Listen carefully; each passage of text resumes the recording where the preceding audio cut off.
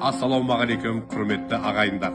Сіздерге күнделікті сойылып жатқан жылқының бүгінгі сойылған 4 жасар байталдың етіне, жілігіне не кіретінін көрсете кетейік деп едік. Біз 12 жілік емес, 8 жілікке бөлгендіктен біздің қазымызға 3 қабырға қазымыз кіреді. Мінекей 3 қабырғасы қазысымен мінекей көрініп тұр. Қазысы мына жылқының ең әдемі айнасы қазыда дейді. Міне қараңыздар, жылқы етінің керемет шығып жатыр. 2-3 ел болып жатыр, бармақ болып жатыр. Енді одан бармақтан төмен жоқ.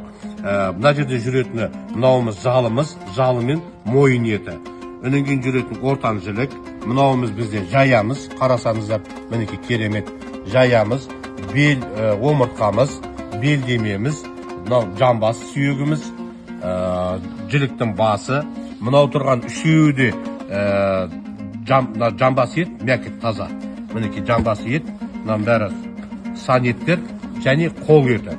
Осының бәрі және де айтып кететін қуырдаққа сіздерге жүрек және бауыр, ішегі, қартасы, қарына. Осының бәрі бір жілік шамамен 35 килограмм шамасы шығып жатыр. Бағамыз 2800 теңге. Сіздерге Алматы қаласы бойынша және Қарасай ауданы бойынша жеткізіп беруіміз тегін. Әр қазағым үйінде ет үзілмесін, қазағым. Және де қолма-қол ақша болмаған жағдайда Каспий рет, Каспий кредит арқылы да қабылдай береміз. Сау, саламат болыңыз.